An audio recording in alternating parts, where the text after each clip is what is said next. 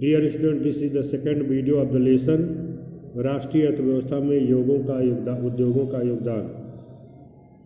तो ये विनिर्माण उद्योगों वाले पार्ट से संबंधित दूसरा वीडियो है। राष्ट्रीय अर्थव्यवस्था में उद्योगों का योगदान पिछले 2 दशकों से सकल घरेलू उत्पाद में विनिर्माण उद्योग का योगदान 17% रहा है। 27% में से 10% भाग खनिज खनन, गैस तथा विद्युत ऊर्जा का योगदान रहा है। तो 17% योगदान उद्योगों का, 10% भाग खनिजों के खनन, गैस तथा विद्युत ऊर्जा का योगदान सकल घरेलू उत्पाद में रहा है। भारत की अपेक्षा अन्य पूर्वी एशियाई देशों में विनिर्माण का योगदान सकल घरेलू उत्पाद का 25 से 35% रहा है। 25 से 35% तक है।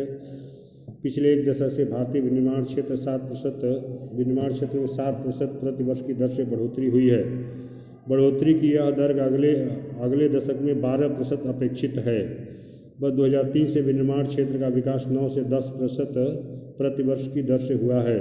उपयुक्त सरकारी नीतियों तथा औद्योगिक उत्पादन में बढ़ोतरी के नए प्रयासों से अर्थशास्त्रियों का अनुमान है कि विनिर्माण उद्योग अगले 1 दशक में अपना लक्ष्य पूरा कर सकता है।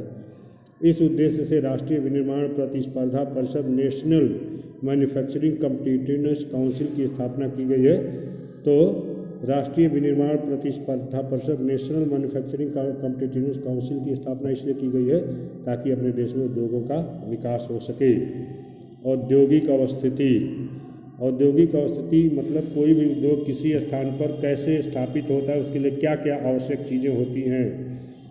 इनमें सबसे पहली चीज़ है कच्चे माल की उपलब्धता। जिस स्थान पर कारखाने के लिए कच्चा माल उपलब्ध रहता है उसी स्थान पर कोई उद्योग लगता है। श्रमिक, जिस स्थान पर सस्ते और कुशल श्रमिक उपलब्ध होते हैं वहाँ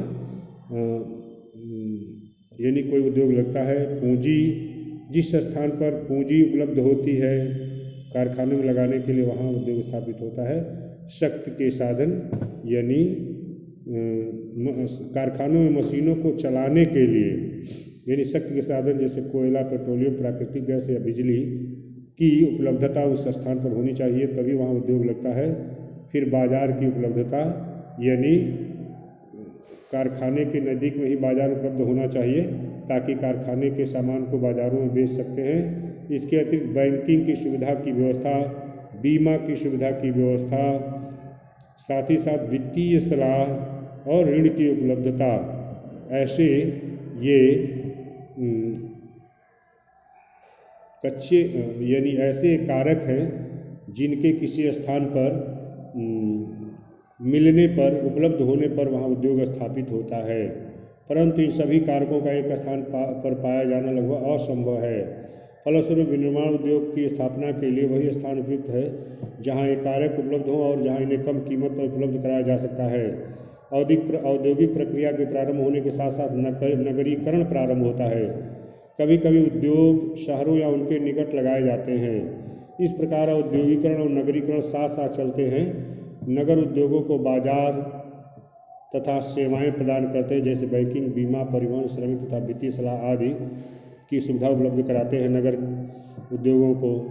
इस प्रकार से नगर केंद्रों द्वारा दी गई सुविधाओं से लाभान्वित होकर कई बार बहुत से उद्योग नगरों के आसपास ही केंद्रित हो जाते हैं। ऐसी स्थिति को समूहन बचत या एग्लोमेरेशन इकोनॉमीज कहते हैं। जब नगर केंद्रों द्वारा दी गई सुविधाओं से लाभान्वित होकर कई बार बहुत से उद्योग नगरों के आसपास ही केंद्रित हो जाते हैं तो इसे हम समूहन बचत यानी एग्लोमेरेशन इकोनॉमीज कहते हैं। ऐसे स्थानों पर एक बड़ा औद्योगिक समूहन धीरे धीरे स्थापित हो जाता है। स्वतंत्रता से पहले अधिकतर विनिर्माण उद्योगों की स्थापना दूरस्थ देशों से व्यापार पर आधारित थी जैसे मुंबई, कोलकाता, चेन्नई आदि। परिणाम स्वरूप कुछ एक नगर औद्योगिक केंद्र के रूप में उभरे जो ग्रामीण कृषि पृष्ठ प्रदेश से घिरे थे। उद्योग बाजार संबंध, यानी कच्चा माल अथवा उसके घटक ये जहाँ कारखाना होता है वहाँ लाए जाते हैं। फिर उत्पादन के घटक जैसे भूमि, श्रम, पूंजी, उद्यमी और फिर जरूरी संरचनाएं वहाँ लगाई जाती हैं। फिर कच्चे माल को परिवहन के द्वारा कारखाने तक लाया जाता है। फिर कारखाने से तैयार माल को कारखाने पर माल तैयार होता है। फिर परिवहन की सहायता से उसे बाजार में ले जाया जाता है। बाजार में बिकने पर पूंजी मिल जाती है और लाभ मिल जाता है, फिर उस पूंजी को कारखाने में लगा दिया जाता है। इस प्रकार से उद्योग और बाजार संबंध बना रहता है, फिर उद्योगों का चक्र चलता रहता है।